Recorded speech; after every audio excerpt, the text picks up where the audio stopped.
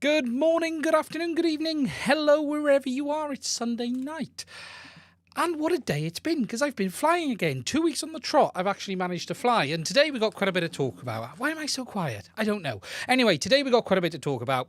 We've got the news from DJI, which is inevitable, predictable, was always going to be the case. And it's not really officially news because there's been no statement. However, it is the end of the DJI Airunit. When I say Airunit, I mean this thing, the silver thing. Don't worry, not all is lost, but there is going to be an effect on the industry. We'll talk a bit about the Caddx VRX, because I've been flying it today, but also their cameras that are also going. I'm going to close the YouTube ad that's popped up in front of me. We'll talk a bit about the VRX teardown as well, and some other stuff along the way, including the Betaflight return to home or fail-safe features in 4.4 that I've been testing today, and I've got a video on that coming. Yes, I know someone else is doing it, but I wanted to test it for myself, and I've got some interesting thoughts on that too. Now, as always, I want to say a massive thank you to everyone who has joined us tonight on the chat. Let's scroll up and get to the beginning. I can see everyone there. I need a bigger screen for chat. I'm using chat on my laptop, and my eyesight is good enough to see it, but it isn't as big as I would like it to be. But I'm going to scroll to the top and say, hello, Type. How are you? How's things? I hope you're well. Yes, we went to 10 p.m. tonight because I thought that's the best middle ground. I know I can't please everyone, but that's, I think, probably where it is. Hello, James. How are you? Geordie, Stardust FPV. How are you? Rusty EPFPV. Bobby Bags. Rob Rowe. I can't see that one. I think The Skies something FPV. How are you? Ken, how are you? Hope you're well. Mike Bergman, William Tan, Vince or Vice Versa FPV. How are you? JB James. And I'm not going to go through everyone. Audio Geeks here. James again. Someone said my name. I'm hoping you're well, my friend. I am fantastic. Thank you very much. And hello to everyone. Now, I hope you've all been well. I've managed to fly today. The weather for the last few weeks, probably actually like the 2 months, has been atrocious on weekends. And whilst yesterday wasn't good, today was absolutely beautiful out. Absolutely beautiful. And as a result of that, it's actually allowed me to do a bit of flying. In fact, it was so nice, it allowed me to do a bit of flying and take a few pictures as well whilst I was out, which is not something I've done a lot of in the last few months, actually. Photography is something I really enjoy, and I spent a bit of time getting quite heavily into it, but I've drifted out a bit now, and I do want to get back into it. But I took a few pictures today of something that's made my life a lot easier, actually, and if I just find it, where is it? It is here somewhere. It is on the VRX file. It's probably in this new folder here. No, it isn't. It's not in that one. It's not in that one. So where is it? Where is it hiding? Oh, has it hidden under the Betaflight folder? Let's have a look. It probably has. Yeah, it has. And what I took a picture of today, just some stuff today, I was doing a look around, and one of them was of this, the Torval backpack. Nothing spectacular, but I got to say, right, my wife bought me this backpack for Christmas. It is absolutely fantastic. If you haven't seen it, it's the Pit Stop Pro. And I honestly, this backpack is the bee's knees. If you haven't got a backpack for FPV, you want to consider getting yourself one. And I'll be honest, I am really impressed with this one.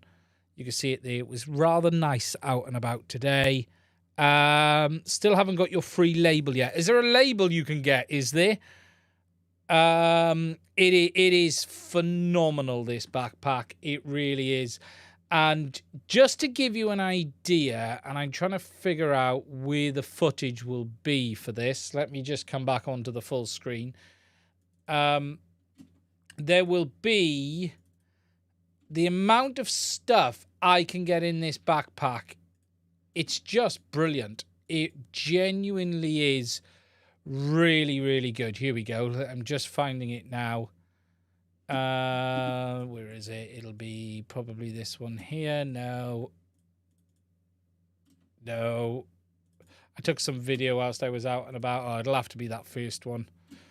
just to give you guys an idea, this is the amount of stuff I've been able to accommodate. I've got 3 sets of goggles in this backpack. I usually have 4. I can normally get in the DJIs, the Avatars, the HDZeros, and another.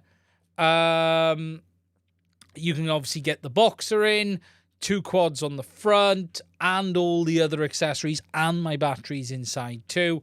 It's just a really, really great bit of kit. It really is. And you get something every now and again that you just think, wow, that makes life so much easier. And it does. It genuinely does make life a lot easier, this backpack. And if you're interested in getting one, you know, I'm shilling for them right now, but I paid for mine. Well, my wife paid for mine. There it is in a pretty sun-blessed afternoon here. It wasn't completely cloud-free, but it was very, very nice. And it's just a very, very handy piece of kit. And just the nice thing is that there's just plenty of space on board for everything you need. Now, as always, I have a cup of tea, which I'm going to be drinking. You guys don't need to hear that, but I will be drinking that as we move through the stream. And as always, I will try and answer any questions you guys have as well as we move through the subjects. And it will be probably a bit more of a QA stream tonight. Now, I'm going to catch up on the chat just a second to see if I've missed anything. That's the same backpack. I love it. Mike Bergman fails out. Yeah, I need to get my label then. Let's just have a look down. Damn, almost forgot about this stream. No problem at all. Hiya, Maja FPV. Hope you're well. So, the first subject to talk about is DJI and the fact that the original Airunit is basically over. Now, I have put a video out on this, so I have explained it all in that video, but I will cover the basics of this again. From what we understand on the grapevine is the official original Airunit. Now, that is this thing here. Let me get to the overhead so you can see it. That's this one. The big box Airunit is basically end of life. When stock is gone, it's over.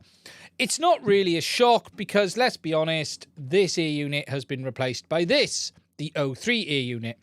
Now, that is the case for most users, but it does leave V1 users with a bit of a problem because V1 users can't use this. V1 users can only use this or the Vista like I've got here. Now, these are my bench test units. There's a screw out of this one on purpose because it's been a bit damaged. But the reality is this Airunit is coming to an end. Now, it is interesting because DJI did bring backwards compatibility for this Airunit with the goggles too, but they didn't really bring full backwards compatibility because the DVR doesn't work and it basically acts as a Vista with the original Airunit. Sorry, with the goggles too on the original Airunit. So the writing was on the wall then, and whilst I think there was a lot of people waiting for DJI to produce another firmware that brought the DVR, I don't think it's going to happen now. I think this end of life is basically them saying, hey, yeah, this is over. Now, for V1 users, this is a problem because you're not going to be able to use O3. You're only going to be able to use the Vista moving forward. I don't think it's end of the world, but it does have some downsides. Wes has just posted one of them. Too bad it's the one with the longest range cap. Yes, the Airunit is the one on the O3 firmware that has the 31 kilometers, I think it is off the top of my head. But it has been inevitable with the fact that we now have the O3 Airunit. Now, someone has asked there, John Boy, will DJI stop the FPV drone? Probably. I think that product is probably end of life now as well. Not officially, but you will see a version 2 of that in the future. It's quite old now, that product, so I'm guessing we'll see a new version of that as well. For V2 users, this isn't end of the world, really. You just buy O3 now. It's a bit more expensive, but you have the O3 capability, and you can use that moving forward. But it does put a sort of red line in the sand for V1 users.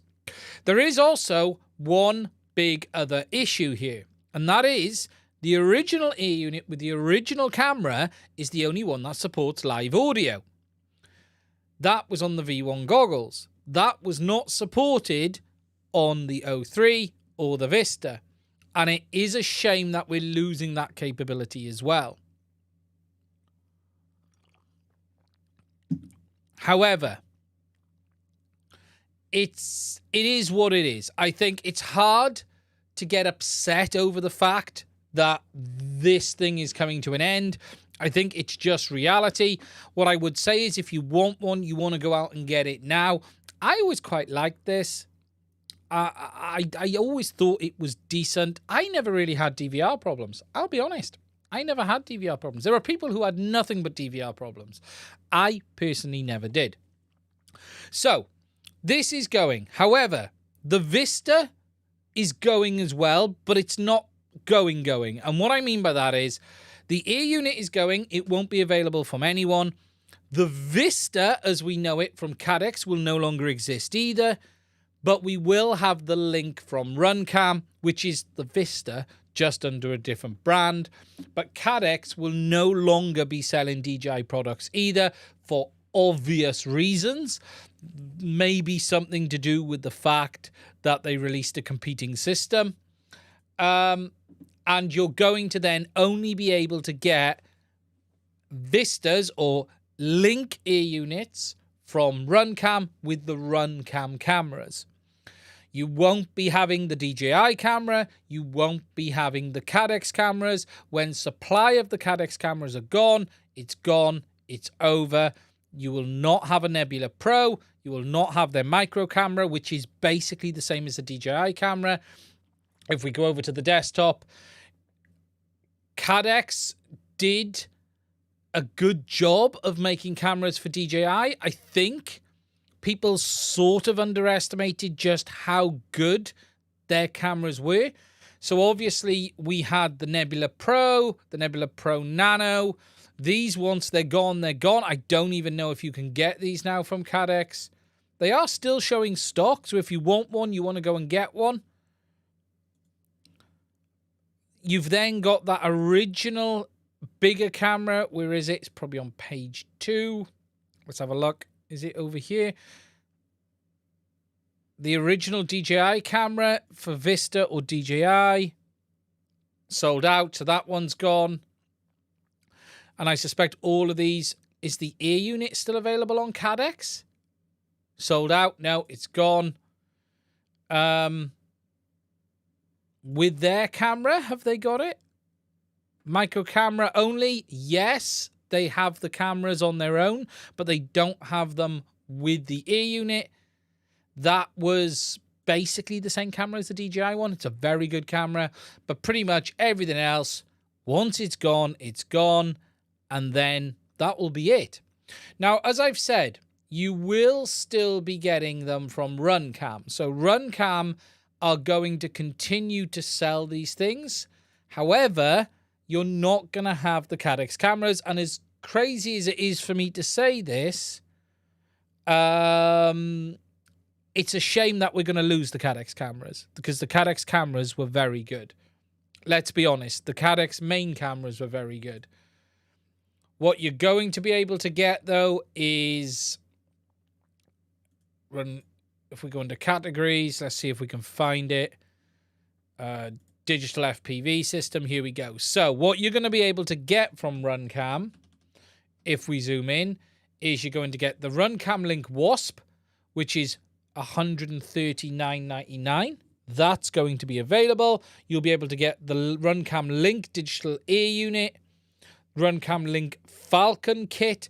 So the Falcon is the 120 frames a second camera? They never sent me one of these to review, so I can't actually... Yes.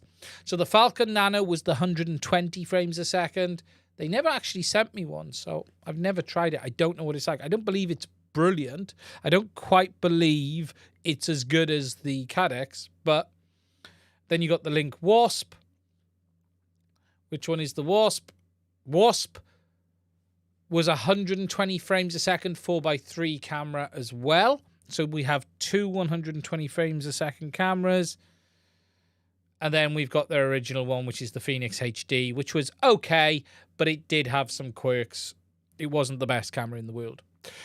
Now, they do have Airunit at the moment on Runcam. If we have a look, they got stock. No, you cannot order the Airunit on its own. And can you order it with DJI camera? No, you can't. So stock of that has pretty much ended. There's literally one in the UK. Unmanned Tech has one in stock. That's probably one of the last ones in the UK if anyone wants one. And once these are gone, they're going to be gone and you're not going to be getting them anymore. So that's the situation. That's the reality of where it is today. It's not really unexpected, and I'm not going to say it's anything bad, but it is the beginnings of the end of the V1 system. Because once the Vista is gone, who knows what's going to happen? You're going to then be forced to move forward anyway into 03.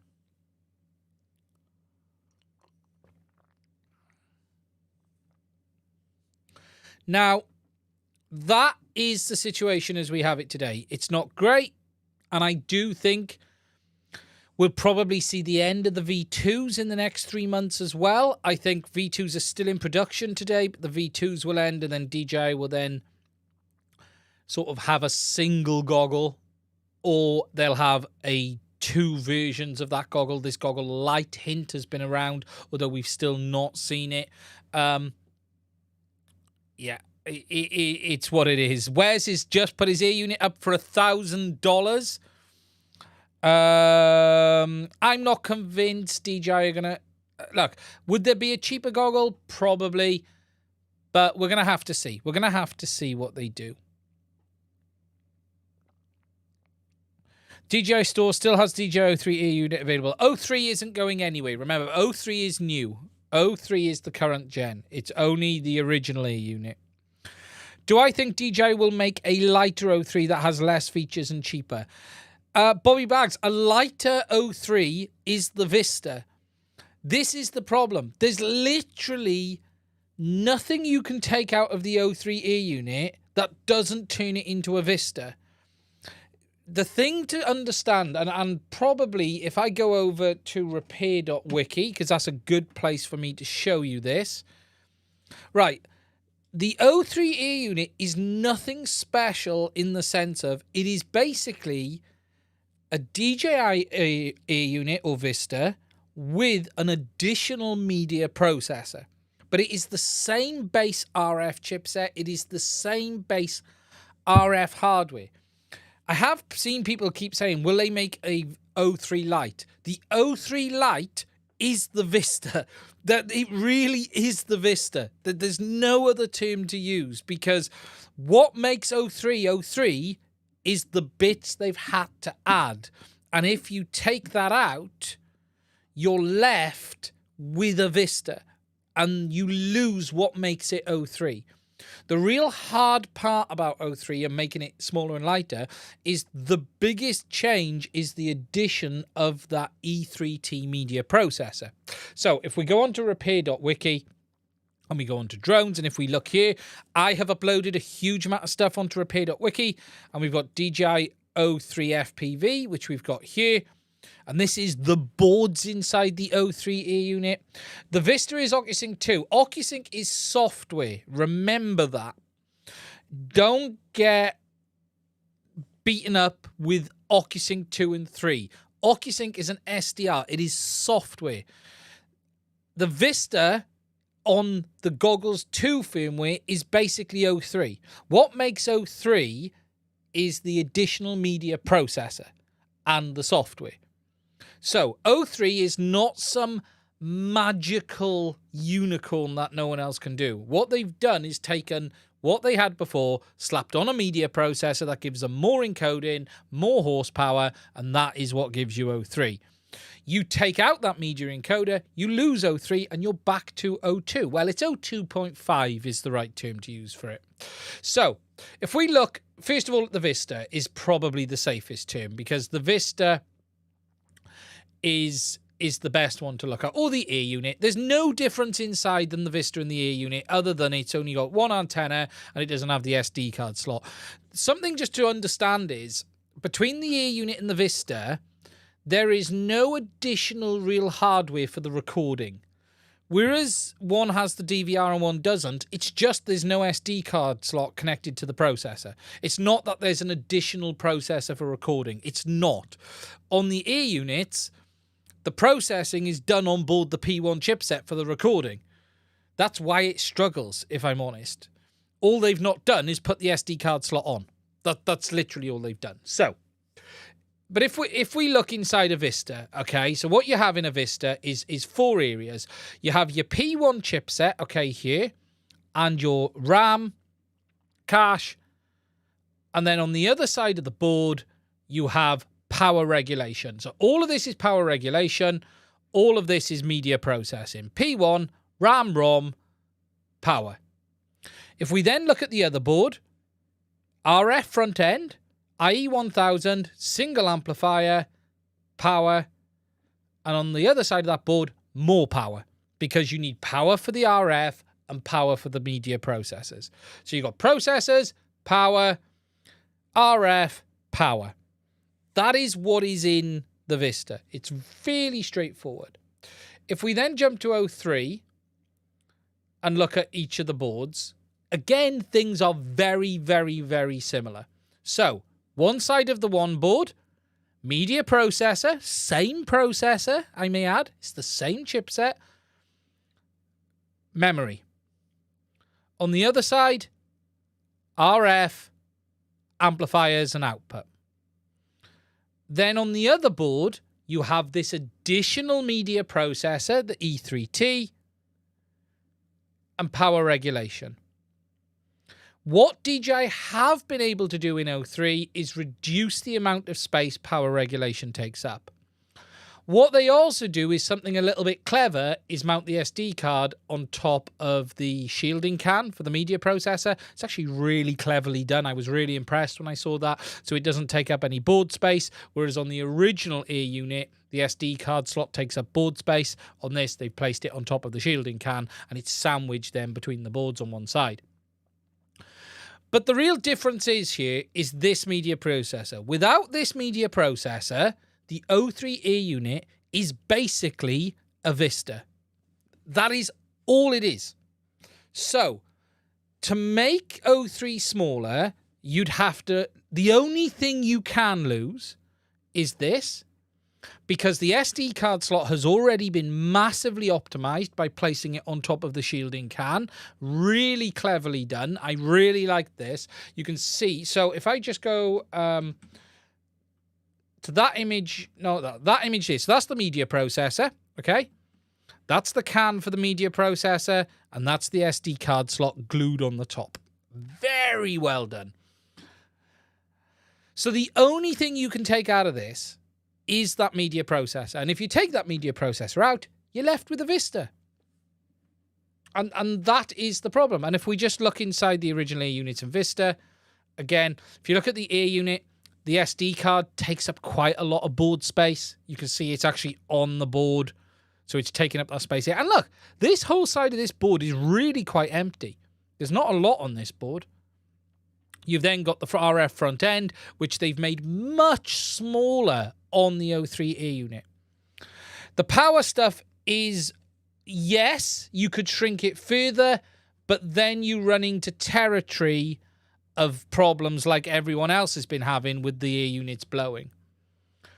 And then on this, you've got circuitry and then the P1. You know, look, there's really nothing here. But if you, yeah, the Airunit is, and the Airunit is only really bigger because of the outside shielding. If you take the boards out, there's really not a lot of difference.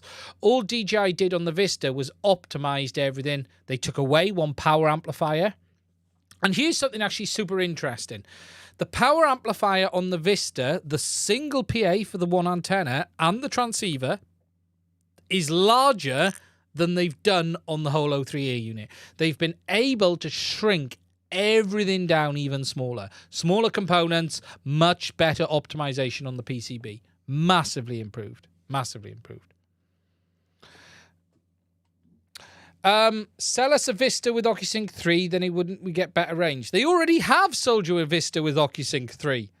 Go and install the Vista on a set of goggles too with the O3 firmware, and you're already getting that performance benefit. It's already there. It's already available. There's nothing. They're already doing it. There is no 23-kilometer limit on that, but you need the goggles too. Yes, but this is the problem. The V2 goggles don't have the media processor on board either. The other thing to understand is the big difference, again, between the goggles V2 and the goggles 2 is the E3T media processor. The big difference on both sides is the processor. They've added additional horsepower. What they basically have now done, and I have explained this before, is on the original Airunit, you have a very simple setup. So let me go back on the screen, okay, very quickly. What we have. So, MIPI cable into the camera. Down here. That is processed by the Actually, let me do it on this Airunit because it's a bit easier to see. So, MIPI into the camera, processed into the P1 chipset. Straight into the P1. That handles all the processing for the encoding of the image. The Ocusync software all runs on this one chip. Everything is here. So it is the media processor running Linux, and it is also the RF baseband running the ISP for the RF system. It's all on here. This is a combined ROM and RAM chip for that.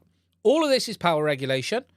You've got a 3-volt regulator, a 5-volt regulator, and a media processor regulator, which does 1.1, 1.2, 0.6, 0.8 volts. That's what that one there does. The rest of it is sundry components. That then is spat out into the IE1000 front-end RF chipset, into the PAs, and spat out. It really is that simple. So everything is run on here.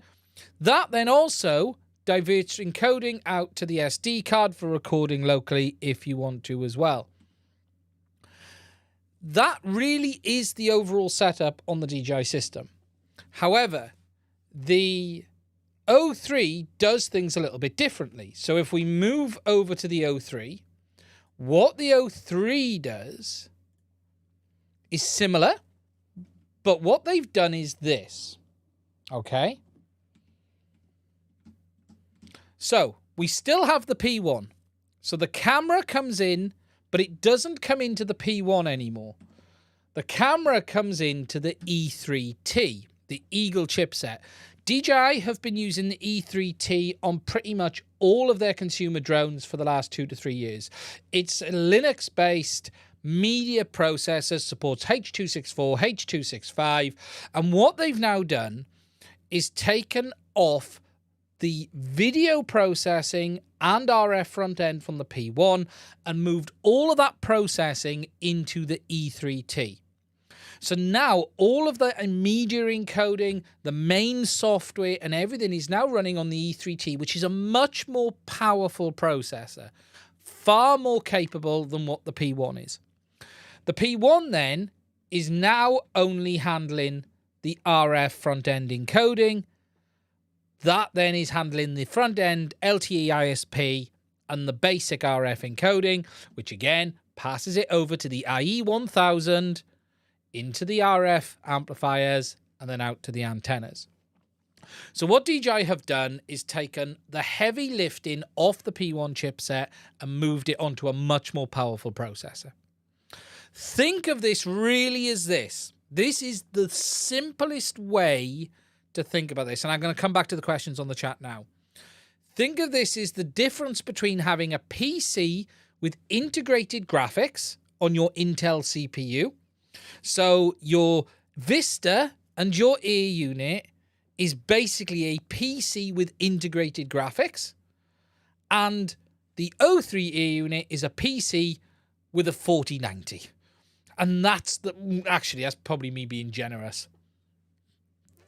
2080. Let me go that. There you go. With a 2080 Ti.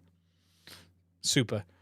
But the basics are, one has all of the processing on board, one is offloading the processing somewhere else, and that is the easiest way to think of it. And that means DJI can use more encoding on that CPU and not having the problems. Now, as I've just seen GMI mention, Walksnail is a bit different because Walksnail, whilst is a single chip setup, and it's very, very similar in the way it works. Let me just find it. Avatar VTX. Here's the Avatar VTX. You'll notice there's only one chipset.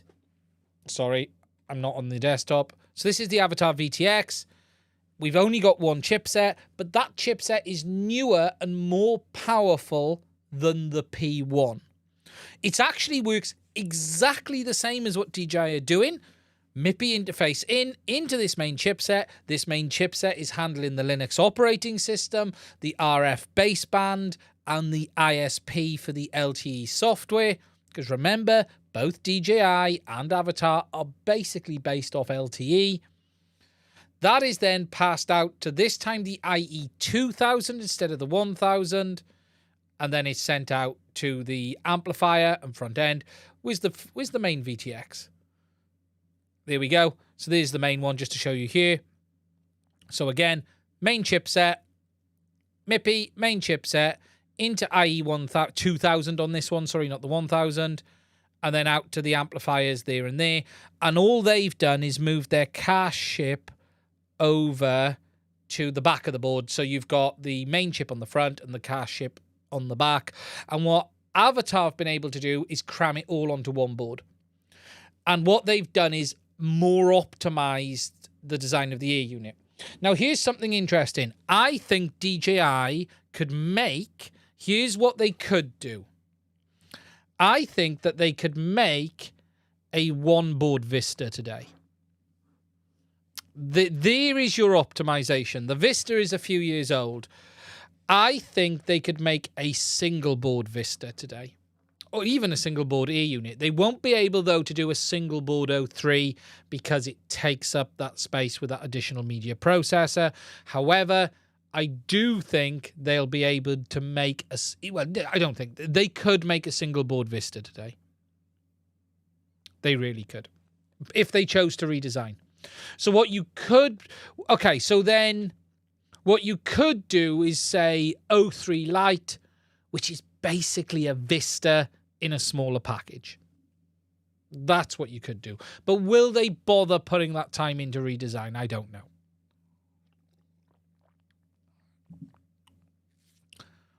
Now, catching up on the chat. Matt, do I think someone could be able to copy and reproduce a Vista replacement? No. Categorically, no. VK... So VK... Is it VKTRs? I can't quite see T's question. Do I think someone would be able to copy? No. It's DJI's chip. It's DJI's software. It's DJI's baseband. Not going to happen. No, no, no. Let me just move my phone out of the way.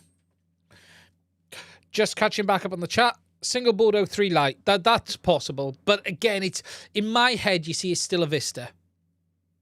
But I should probably move my head around to saying, there is scope to improve what the Vista's doing today as well, because remember, they could improve the camera. So here's an interesting question. O3 Lite could basically be a Vista with an O3 camera on a single board. That is a possibility.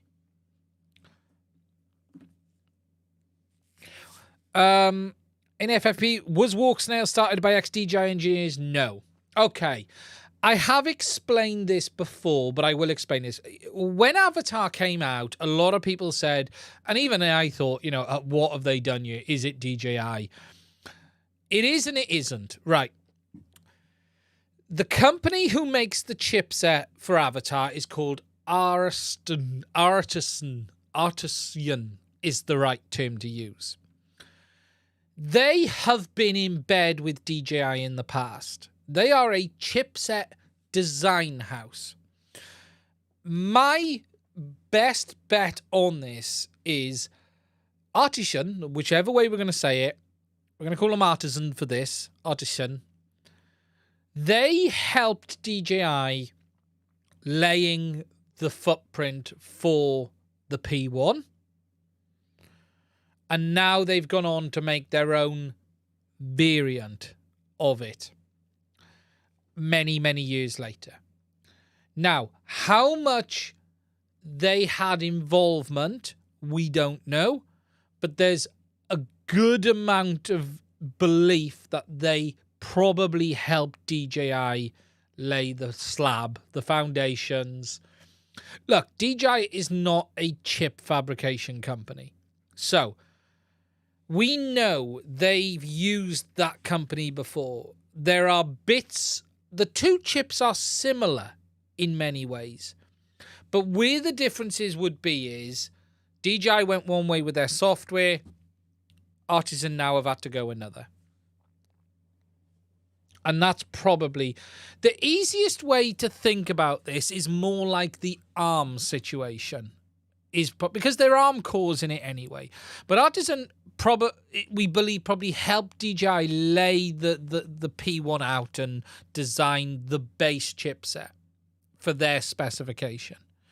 But then DJI would have gone one way because would have been done under license, and Artisan would have been done under the other. They're not the same chips, but you could say they are very much of similar DNA, is probably the right term.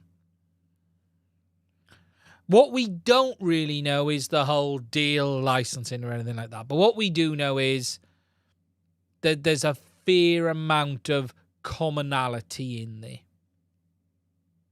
And that's the basics way to think of it.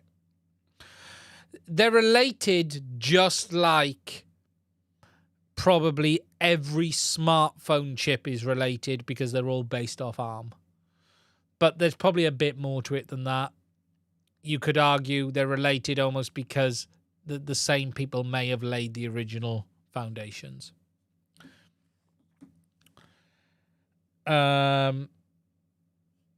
I suspect there was some deal that Artisan couldn't use it themselves or the tech they helped DJI develop for some years, and that's why it took so long.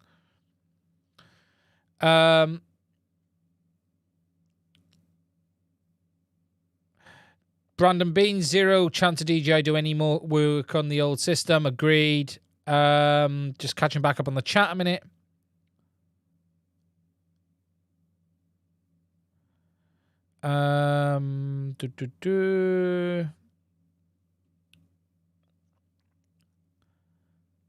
Going to get them sooner than later, someone said. Ian, what does DJI produce?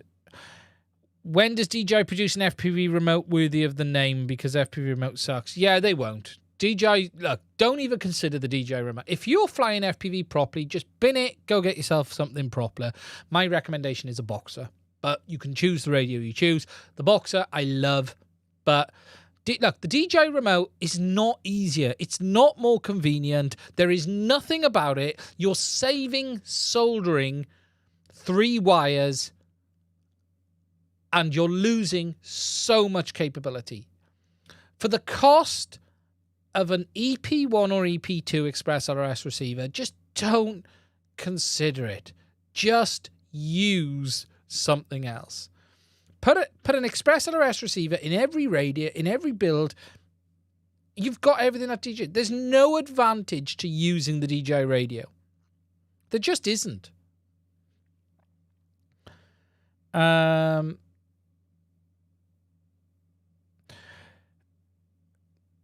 Denard, Runcam might be better served making a deal to manufacture 03. The problem is Caddx never manufactured the current one. DJI have never released the manufacturing. DJI have made every air unit that's ever left the factory, whether it be a Vista or at least DJI's manufacturing partner. Remember, DJI doesn't own factories either.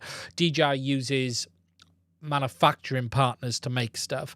All DJI would have done with Caddx is just said, send them these products, please. When we say DJI made something, it's probably worth remembering that DJI don't own factories either. DJI have manufacturing partners, always have. That's how they do this. That's how they're so successful. DJI as a company is it's not like vertically integrated like you'd think, like, Ford own their factory and stuff like that. It's more like Apple in the sense of they have a manufacturing partner like Foxconn who will make their stuff for them. So all DJI would have said was, please continue to manufacture as they order and let them do it until they say no. And it's as simple as that.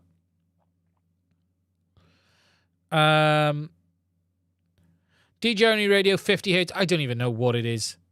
The DJI radio is just not worth it. It's just not worth the hassle. Yeah, agreed. Lon said you're better off with the two system split. 100%. Look, I know people say, oh, it's easier. It's one simple system. It isn't, because you're saving 3 wires and $8 for a bucket load of pain.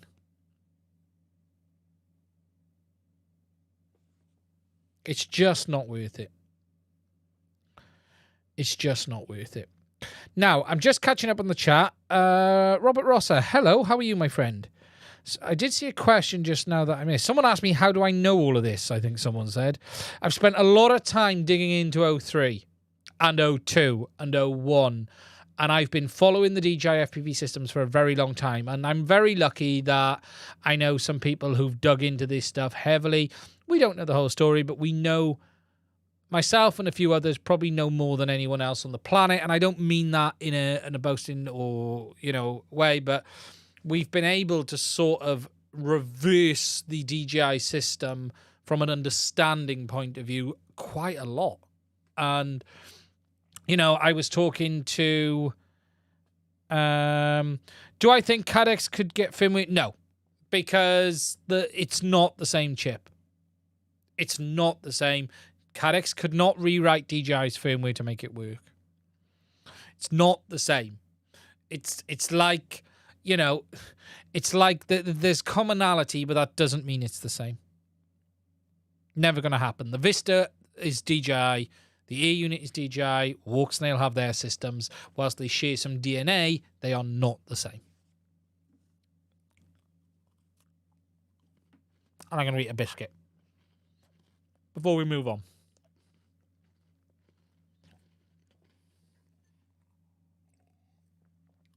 And have a sip of tea.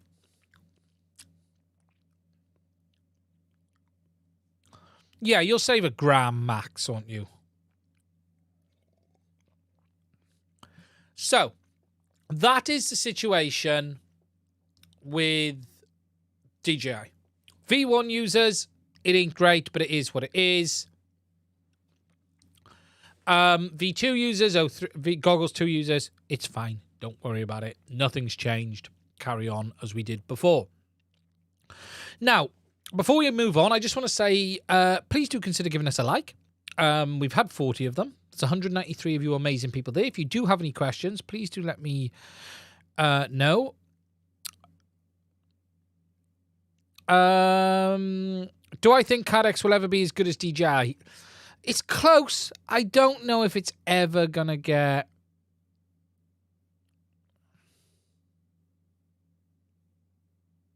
DJI don't own factories. I know that for a fact. Remember, I used to run their Facebook groups. I know DJI don't own factories. DJI have manufacturing partners. They always have. That's why they have so many company names. They use manufacturing partners. Not Foxconn. They don't use Foxconn, but they do have people that they use. It's to be the same companies they use many, many times, but they don't out and out own the factories. What they do is they bulk purchase manufacturing capability with these companies that they work with.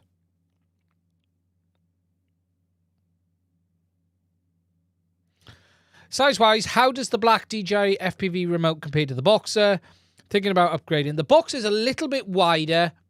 It's, the DJI remote is a bit more compact, but they're very similar. The Boxer is like the closest thing to it for me. Hey there, hey mate, how you doing? Hope you're well. What's up?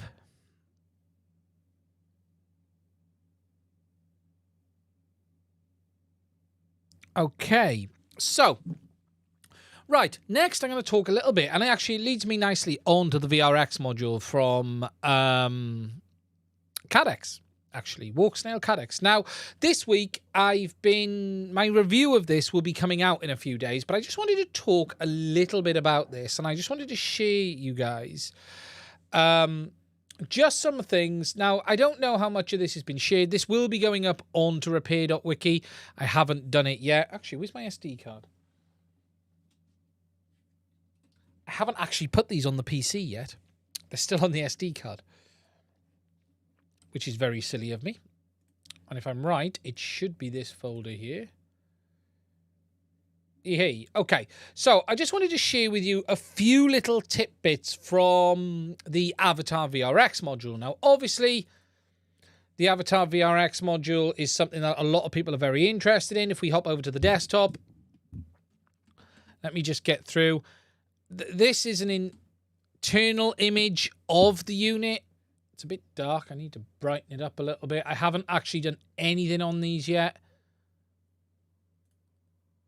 We definitely want more brightness on this. Exposure. There we go. Okay. So this is an internal image of the Avatar VRX module. What you've got is very similar to what we've had before, and we do go over this on the review. You've got your... let me just get my mouse highlight on. Woohoo! There you go. Now you can see. What we've got is our main chipset in the middle. We've got our RAM chips over here on either side. We've got our IE2000.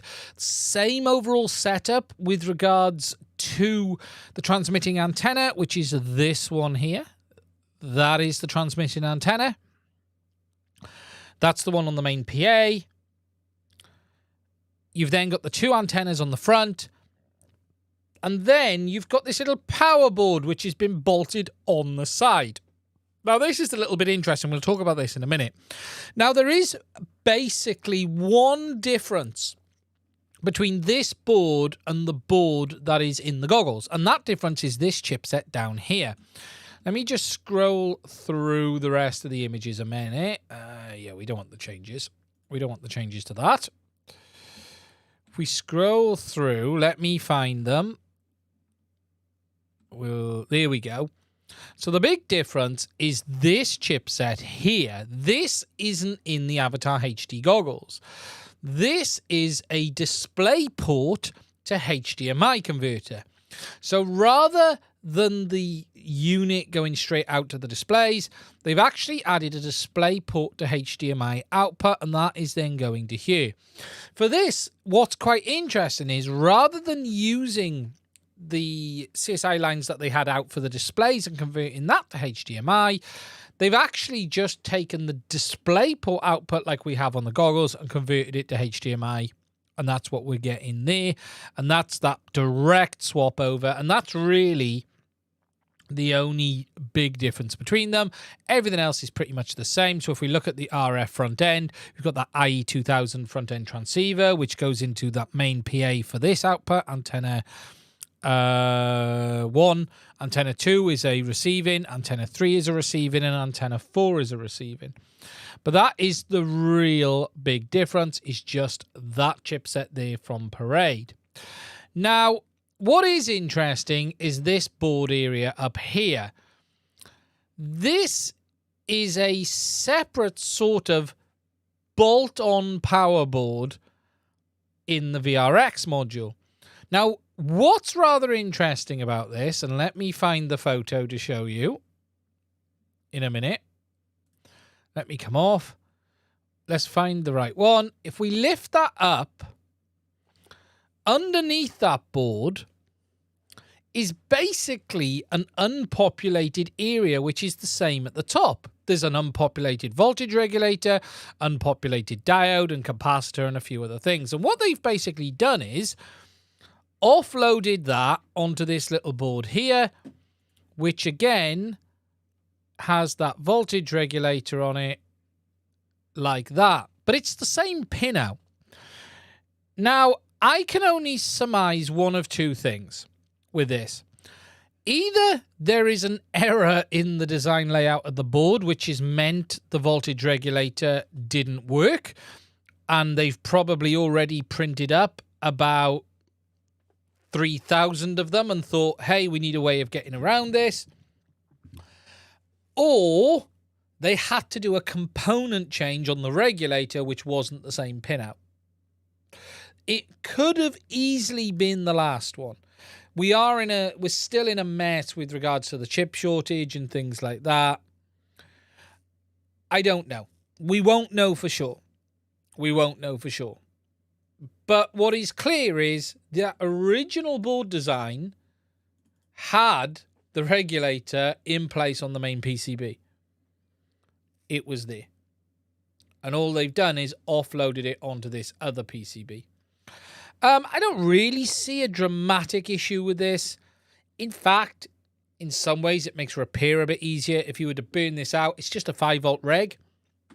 So if you wanted to fix this, for instance, and you had a problem, it's just a 5-volt regulator. 2 to 6S in, ground, 5-volt. So if you wanted to, you could just do that.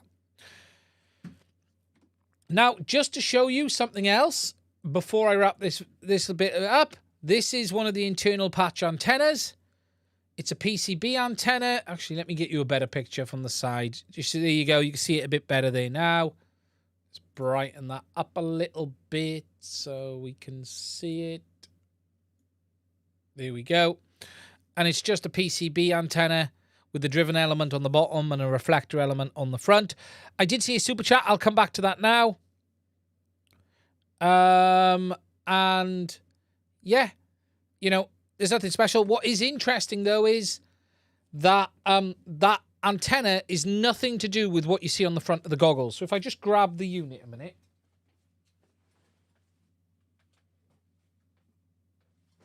Mine is here on my Sky Zones. So let me just go to the overhead. So that antenna is nothing. This is just stickers on the front here. It's plastic. Behind that is plastic. There's nothing special. Sorry, my coughing. Now let me just take a drink. There is nothing special. That's just like a stick-on sticker. There's just plastic behind the antenna. The antenna is located behind it. You know, that's not the antenna. That thing I showed you was the antenna. So, now I've just seen a question.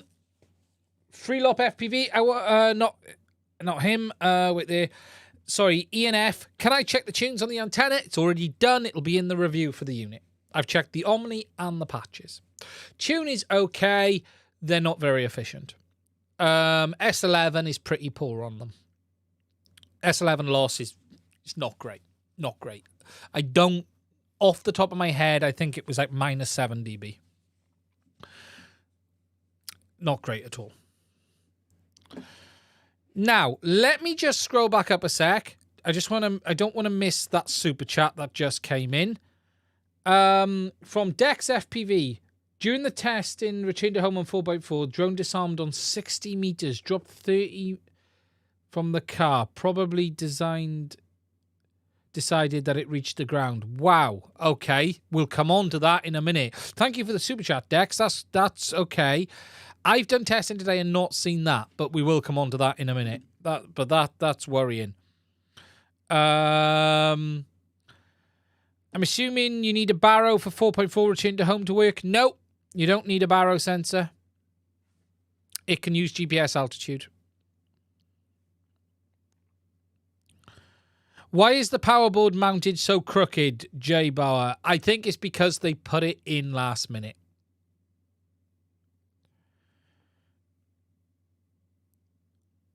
Literally making repairs easier, Failsafe said. Yeah, it's officially only 5S.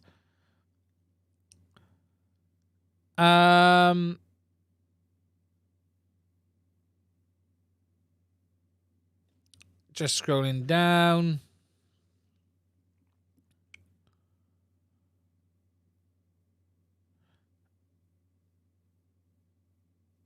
Without any worries, the goggles can take it. Yeah, you could put an 8S board in there.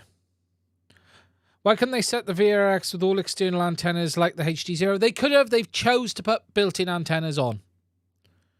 They just chose to use built-ins.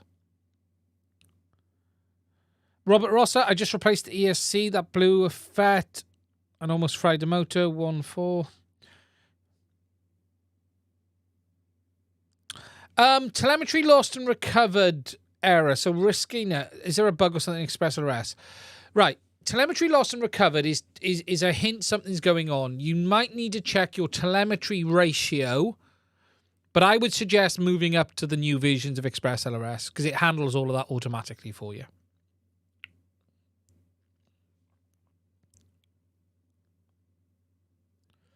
That there can be some lag, and that's interesting. Yeah, I think built-in antennas is at least... Look, they've given antennas included in the box. They might not be the greatest. I can't say they're the worst. I'll be honest. I flew them today and I didn't have any problems with them. And in many ways, I didn't push it to the absolute limit. But where I took it, where I usually lose signal, I lost signal in exactly the same way as I do with the True RC antennas. I can't say... it's dramatic that there's a massive difference. I'm not saying the True RCs won't be better because they will be. But what I will say is where I flew it today on the stock antennas where I would usually lose signal even with the True RC antennas, I lost it in the same way with their antennas. I didn't notice there was a particularly bad performing setup from the stock antennas. That's what I can say. I'm not saying they're the best for out-and-out long range, but I don't think they're terrible. I certainly don't think they're terrible.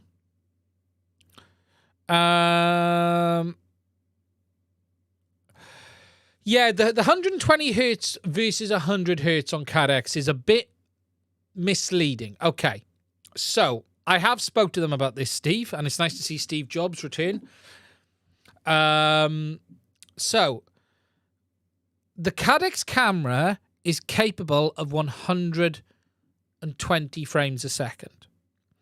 The Avatar system is capable of 120 frames a second. However, the Avatar goggles can only display 100 frames a second, and as such, it is software limited to 100 frames a second.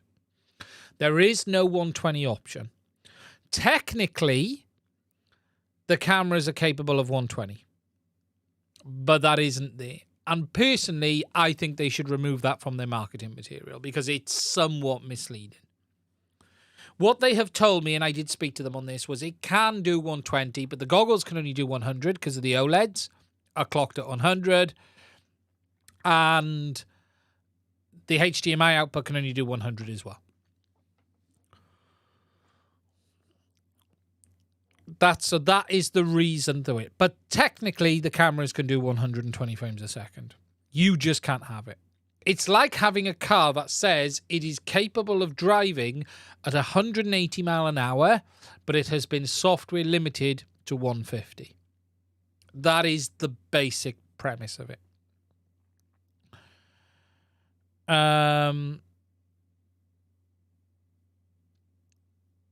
Just catching down on the chat. That's the basics. So, I'll have the review video on the Avatar VRX probably coming in the next few days. I'm going to finish some stuff on it in the evenings this week, and then it'll be out to publish. I'll openly say now, I've only been testing it in the normal latency mode, and there's a reason for that, because my HDZero goggles are out of action a minute, so I can't use the low latency mode. But actually, testing it in the normal latency mode has been very interesting because that's the worst case scenario. And I'll be honest, it's fine. It's fine. Look, I'm not latency sensitive. It's okay. It's not terrible. It's really not terrible. Hiya, Cabon Cage FPV. Welcome to the channel. Okay. So, the next thing we're going to talk about is Betaflight Rescue. Now, I've been testing this today, and I've done 5-6 landings with this today. Now, I use stock setup, and I will have a video coming on this in the next couple of days. The weather has improved today dramatically. And what I want to sort of show you is one of the rescues in action, actually. We'll take a look at one of them because it's quite interesting, and there is some little behavioural quirks I need to understand. Now, settings-wise, this was all stock. I changed close to nothing on this, okay, other than making sure I upgraded the flight controller to Betaflight 4.4, which is the Caddx. Brain FPV have now released an update for the Caddx, which allowed me to do it. Made sure everything was configured and testing it out on my side and just literally done some tests. Now, there is something to note. The tests I was using were the manual triggering of failsafe. I was not doing it so it ran out of signal. I was manually triggering the failsafe from a switch option on Betaflight. Obviously, as a result of that, there's going to be some behavior differences compared to when you normally do it. Now, what we're going to do first of all is take a look at one flight so I can share with you how it actually goes. And what we'll do is we'll take a look at the whole flight because it is rather interesting. Yeah, whereas this was early tests. I wasn't testing it at a signal yet. I wanted to make sure this worked. Okay. Now, this was some very basic tests. I took it a distance away, right, to ensure. You can see we've got 8 sats before takeoff. Distance away, and then trigger it manually. Now, the one thing I'm just going to do is let that take off. So I flew across the field, out the way, put some altitude on, and I wanted it hovered over the field. So at least if I triggered it and it just fell from the sky, it would just fall on this field. I didn't want to go over that woodland area. I didn't want to be over there. I wanted some altitude, just wanted to see what it would do. So over the middle of the field, and we're about to trigger it pretty much in a moment. I was just checking a few things before I did it. And then in a second, you'll see we'll get it in the position I want it, and then I will trigger it. And then what we'll see is something interesting. Now, I'm going to stop and go back. Notice what happens to the aircraft. Okay, I'm just going to jump back to here. Just watch the altitude. Did you notice that when I press the button, it goes into almost a 0 throttle? There it is. I hit the button. Ready? Boom. And it kicks back in. Now, it seems to have this drop in throttle before it actually kicks in. And I'll show this again in a minute. But you can see it then returns home. So the angle mode and setting the throttle is necessary then. Yeah. No, I didn't. I didn't set anything. I've just done it out the box on purpose to see what it does. It then hovered around, then did the drop. Stage 1 delay is too high.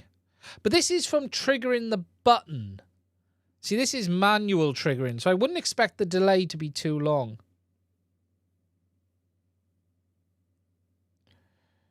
Stage 1 throttle. And then you can see it coming down. My wife was filming it coming down. And it landed. Now, what I do want to show you is the first distance it landed, because what's quite interesting, and now I've got to try and figure out which of these videos this is going to be. 2 seconds. What's frustrating is, right, so that is the takeoff point, okay? So what I did was put a lipo down next to the aircraft, just so I knew where it was.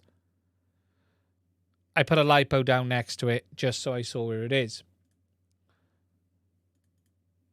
This is then that return to home.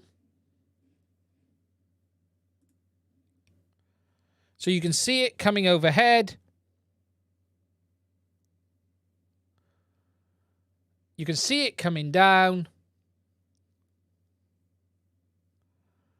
And it does come down really quite well. I'll be honest. I think it really does come down really quite well. You can see it coming down. It just lands, hovers a bit.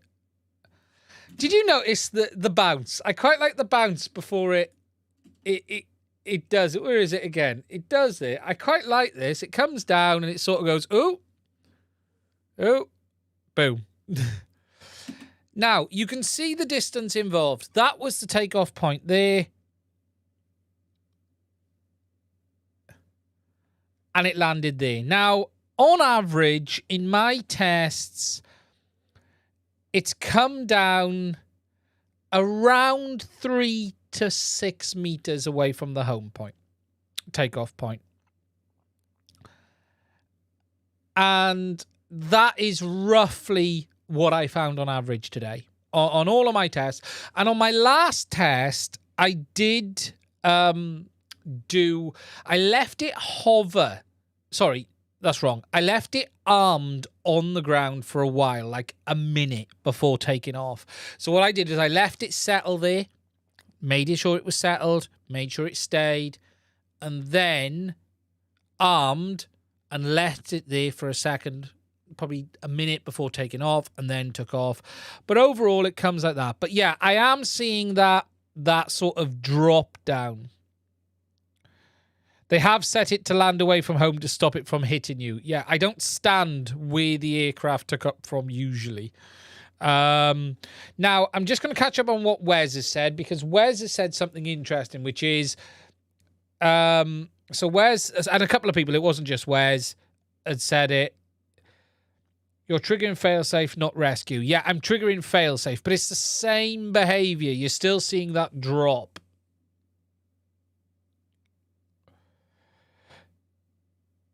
And only you should trigger rescue and only test with failsafe mode. Surely you would trigger failsafe. Failsafe is the safest thing to trigger because that's what you want. That would be the reaction of what you expect it to do. Made a good video on setting it up properly. I'll have to watch it. I screwed it up the first time too until Cesar told me why I'm an idiot.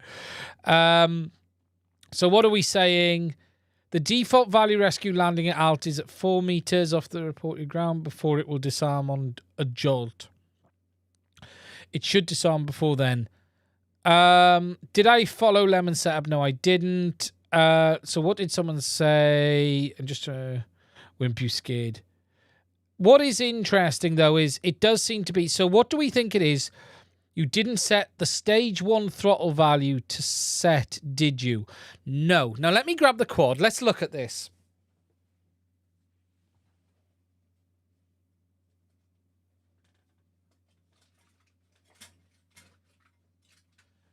Let me just grab it, and we'll get it plugged in.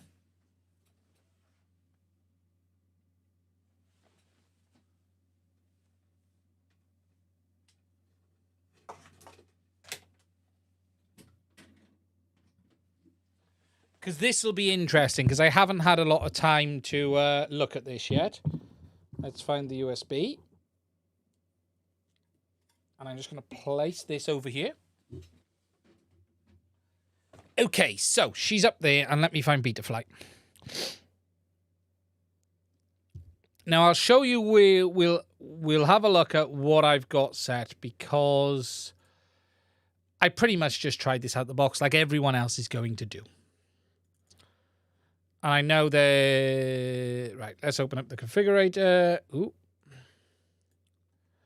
There we go. So we've got Betaflight config. Let's let it connect. And hopefully it might wake up and connect in a minute. Do you know, I always have trouble with this flight controller. I don't know why. This one always gives me trouble connecting. Every single time.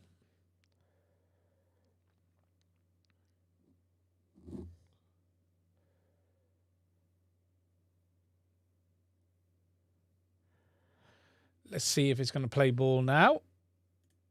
No. I hate Betaflight at times. It's actually this quad. It does it.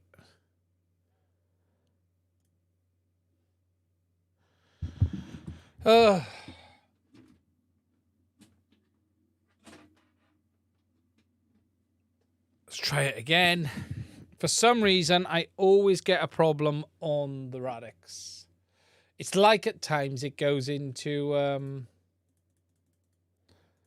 bootloader mode. Ooh.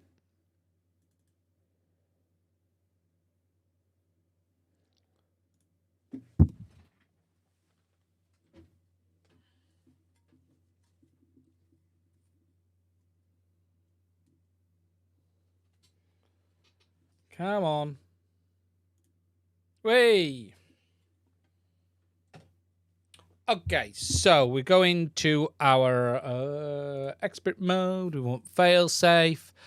So, and this isn't easy for you guys to see. So what we've got is, and Wes just said, might be the GPS is cut. Nah, it's always the it's usually the USB. So what? Where did I just see Wes? Test your rescue fail-safe behavior with the fail-safe mode, but once you get the working right, then move over to the rescue mode for sure. It will trigger the rescue immediately. Interesting. Okay, so what have we got? In the fail-safe tab, in stage 1 channel values, set the throttle so it holds at 1500. So we're over here, GPS rescue, throttle hover. Is that the one it is, Wes? I'm guessing, which will be this one down here.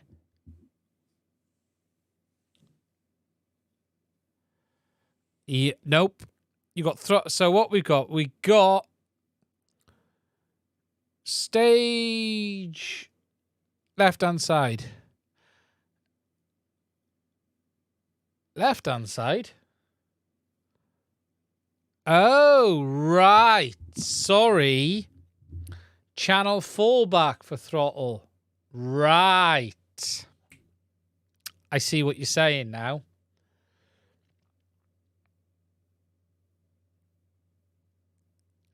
Right. Set at 1500. Ah, interesting. Interesting. So what you're doing is setting it manually to 1500 at the point of fail-safe. And what you're then doing is setting the angle. And what did Brandon say? Set angle.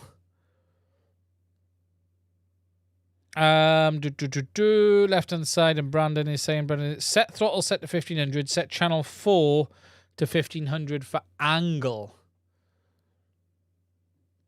So what you want it to do then is so it drops into angle mode. So what are you saying? Drop into angle mode at the point of failsafe. Is that what you're saying? So at the point of failsafe, you want it to move your mode switch into the angle mode. Yeah, I know what you mean, checking the mode tab. But is that what you're actually saying? Is at the point... Say it easy, Wes. At the point of it entering... which value the copter is hovering, and set the value to throttle hold. Yeah, interesting. 1500 is just going to stop it. So, but I guess, Brandon, so what you're saying is at the point of failsafe, you want it to enter angle mode. This way, if you failsafe diving something, it will... You don't just keep diving. I see what you're saying. So then what you want to do is set your aux 4, which is... So wait there. What? Angle, fail safe. Yeah. Modes. So aux 4. So for me, it would be... 1800, 2000, something like that. So what we're doing is setting throttle to a set value. So you're saying, let's just say 1500 a minute. We don't know what it is, but we'll say set 1500. And then you're going to set the mode to say 1800, which would then force it into angle mode at the point of failsafe. So the second you actually enter failsafe, what will happen is the throttle will pump to 15 and it'll jump into angle mode. So in theory, it'll level up and gain altitude, is what we're saying, I'm guessing, at this point. If I'm right. Just checking. So what you're then saying is, and let's just save and reboot that before I forget. Stage 1 will snap it upright and zoom up, might not even hit stage 2. I see what you're saying. So what we're saying here, this is stage 1. This is the first thing that's going to happen at stage 1, is what we're saying, Brandon. Because this is interesting, actually. Mouse, let me just get pointer.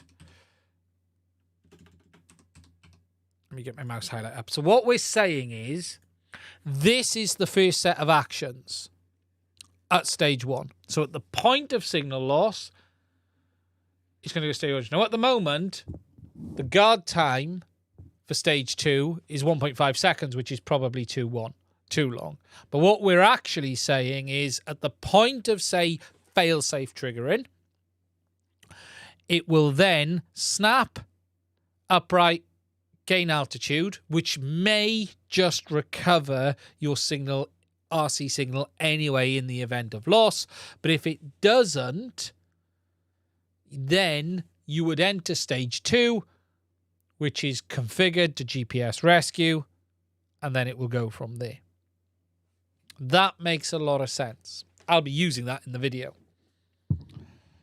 I understand what you... that does make a lot of sense. And then, what we also then need to set, it will hold the full... And then enter stage 2, correct? Yeah. So, fall back, then there. That makes a lot of sense. That actually... That does make a lot of sense. So, Brandon, just as an interesting question, the drop I was observing is the fallback before stage 2 kicks in, if I'm understanding what you're telling me right, which is rather interesting. And then we need to understand the hover throttle and configure them.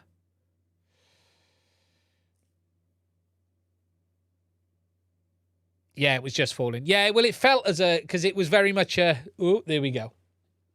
And I've actually got a really good one on it.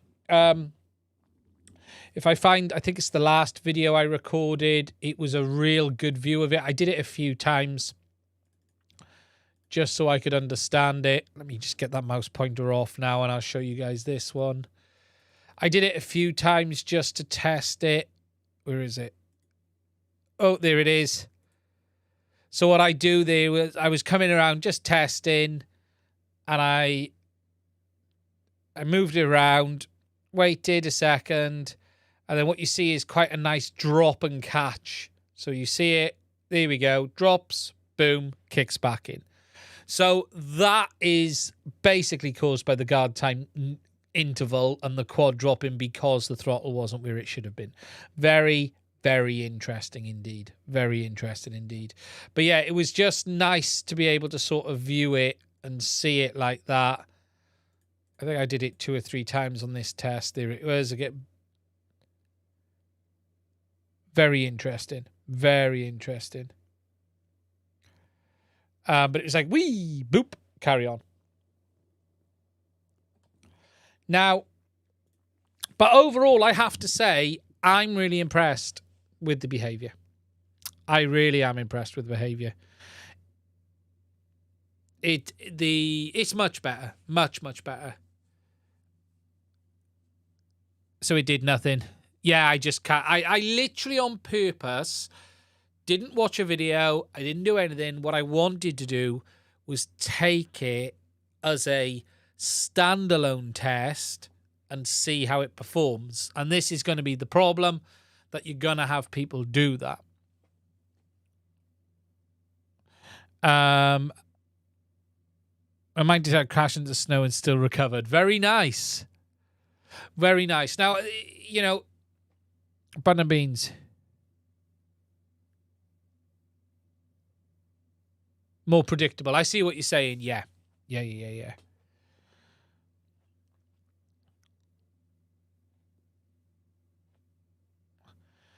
Yeah, to be fair, I was much more impressed today. The way it worked today was... It is much better compared to that whole circling nonsense it did in the past.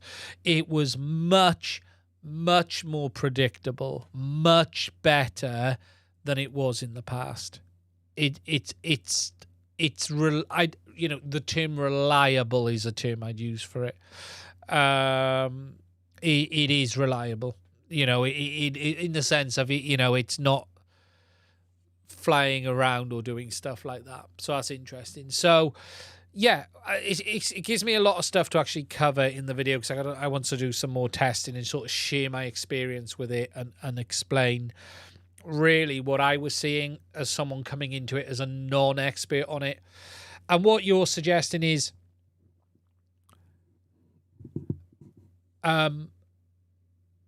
try it on the rescue first. And I'm guessing when you trigger rescue wouldn't have waited the guard time, if I'm correct.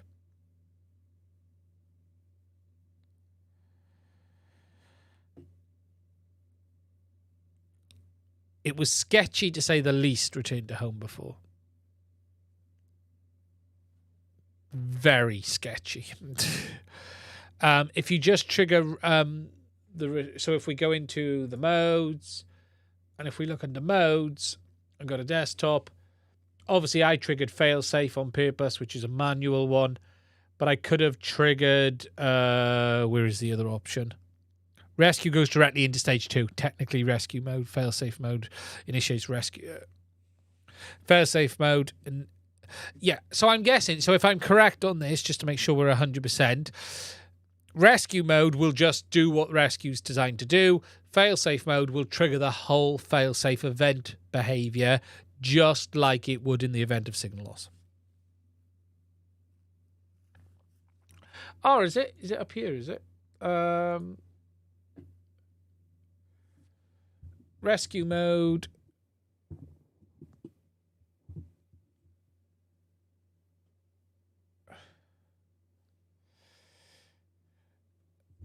Do we now have all the functionality of a DJI NASA V1 or First Phantom? Yes, I would call it that reliable.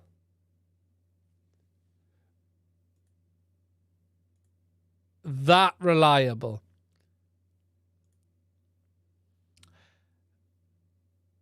Is what I would call it. Rescue mode is a mode on all itself. Failsafe. But it finds a set of behaviors, and one of those can be rescue mode.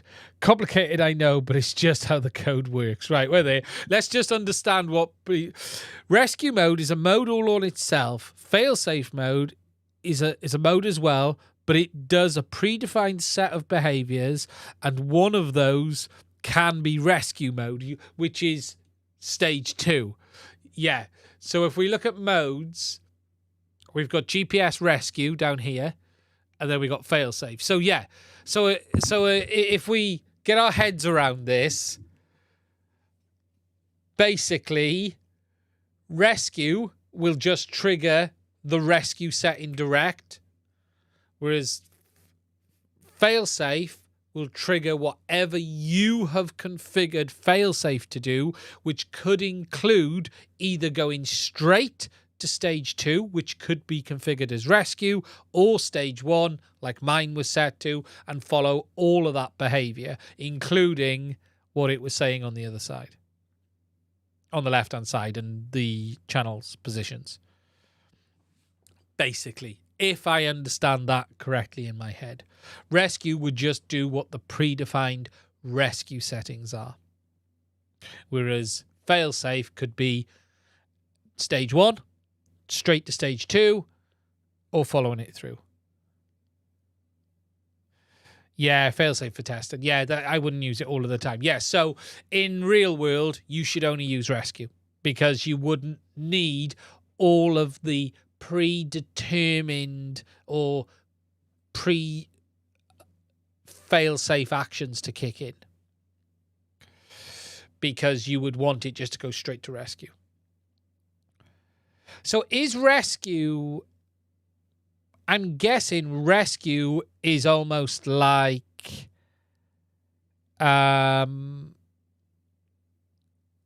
rescue would almost be also like self-level mode as well. The second you trigger it would kick in. It's super interesting. What I can say is this: I am 4 to 5 meters. Someone said earlier, I think it was Brandon said earlier, that Betaflight devs. That's why you also set angle mode on stage 1. Yeah.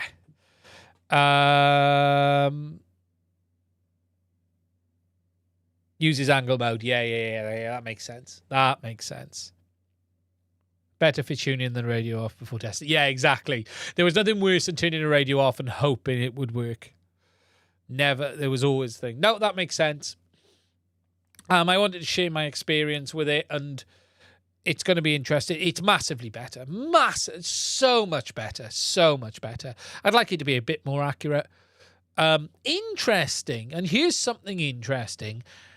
In my, I think, 5 tests, it always landed sort of 10 past away from the takeoff point. It was always like 10 past the hour to quarter past. It was always the same side. It never landed to the left.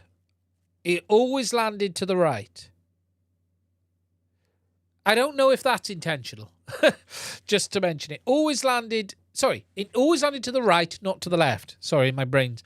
Always landed between 10 past and quarter past to the right, never to the left. It was always that side of it. That's GPS drift. Yeah, it's just interesting. I would have expected an orbit, you know what I mean? Anywhere within a few meters. Could be wind offset error. Yeah, it could be.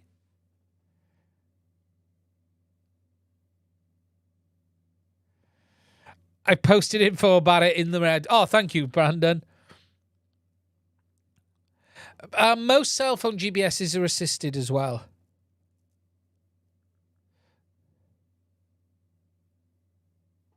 Never behind, only in front. Yeah, it was always sort of 10 past. I'd go 10 past to be the right way, you know, heading off that way. At a radius of the home point. Yeah, that makes sense. You know, look, it is massively better. And I can openly say that the Betaflight devs have done amazing work. It's now at a point where I would say, yeah, I like that. I'm happy with that. You know, on an air unit is given the thing. Right, guys, before we wrap this one up, I want to say if you've got any more questions, please do put them into the chat. We've been going an hour and a half. We're just past the hour and a half. So before I wrap this one up tonight, I do want to say, if you've got anything, please do put it in the chat. I do want to say a massive thank you to WhatsApp as well as DexFPV for your questions and your super chats. I really do appreciate the super chats. Before I just look at the last few questions, I do want to say a massive thank you to all of my Patreons, as always. The support from the channel has been amazing over the last few months, and especially the patrons as well, and everyone who does support the channel on Patreon. It's just a massive thank you from me, everyone who's supported through donations, as well as watching the ads. Channel's a bit quieter at the moment. You know, things are a bit quieter in the FPV world. We're seeing that. But overall, I have to say, you know, the support the community's given has just been amazing. It's just been absolutely fantastic. It really, really has. And again, just to everyone who supports us, whether it be Buy Me a Coffee, Patreon, the ads, all of it, just a massive thank you. Has anyone had issues with the Walksnail VRX joystick? No, not seen that one before. Not seen that one before. I'm here because Bardwell's on vacations. Bardwell usually wouldn't be on this time of night anyway. But, well, thank you, Guillemero or Guillemo, for your support because Bardwell's not here. Is Bardwell gone all day, is he? How rude.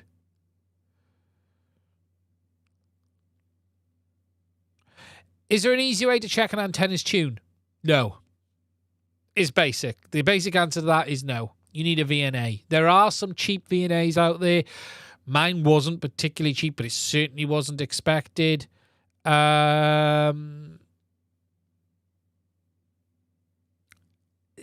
can get one for about £200-300.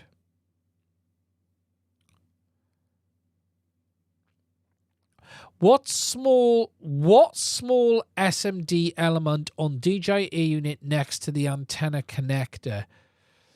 Let's just quickly look at that. Small element on DJI Airunit. So we need to go to repair.wiki. Small element. Are you talking about that?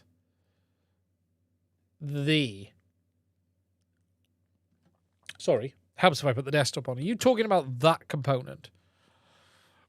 It'll be a capacitor.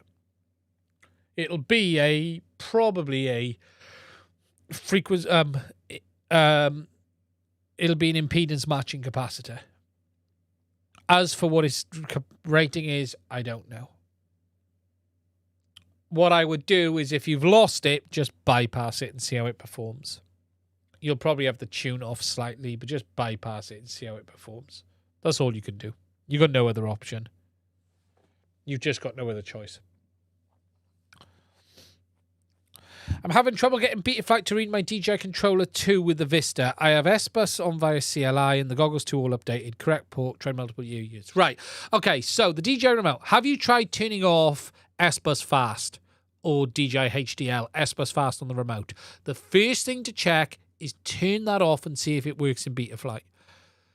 That could be the cause. So in the goggles, go into the settings for the remote controller and set it to normal, not fast, and see if it works. It's only going to be one of a few things. Okay, so make sure you got the correct UART.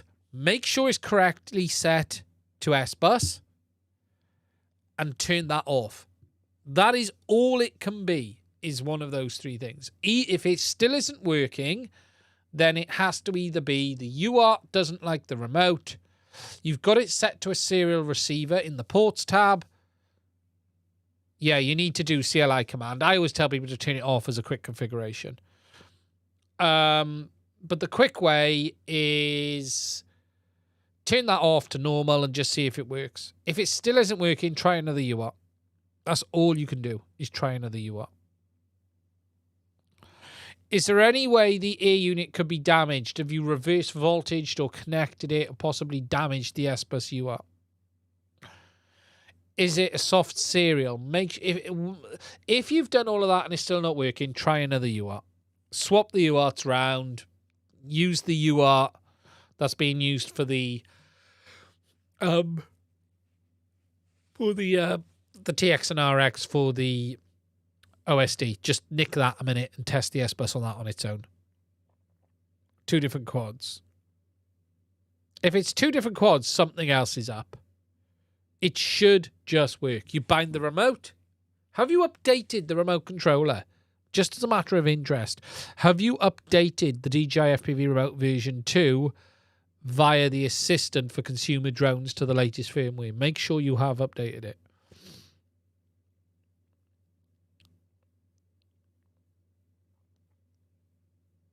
All 3 updated.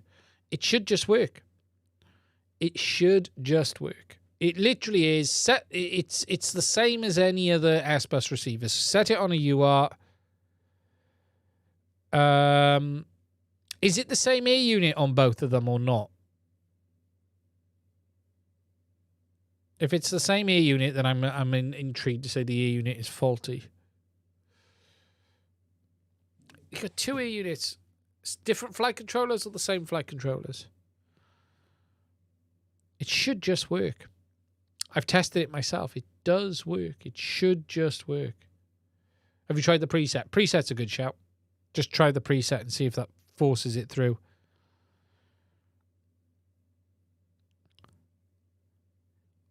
You wouldn't need the goggles on. You should try it with the goggles on just to make sure it's all working.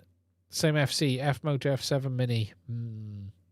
DJI S-Bus. It used to be called DJI S-Bus Fast. Didn't it? Remember DJI HDL in the old days? DJI S-Bus Fast now, isn't it? Sorry, it used to be called DJI HDL. So, thing. Right, guys.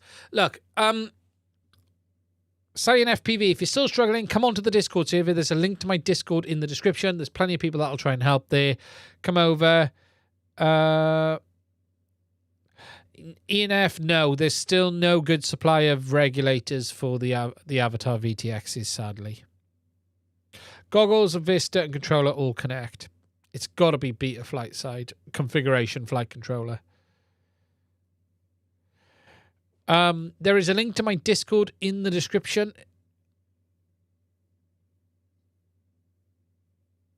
Just catching down on the chat.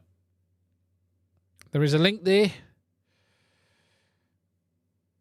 So if anyone wants to come over, please do check it out. Right. That's it from me. I want to say a massive thank you for spending the time with me. I want to say a thank you to everyone who's donated on the Super Chats as well. It's massively appreciated. There will be some content from me in this week. Stay safe, and I will speak to you guys again soon. Right, I'm going to hit the button, number 1, and then number 2.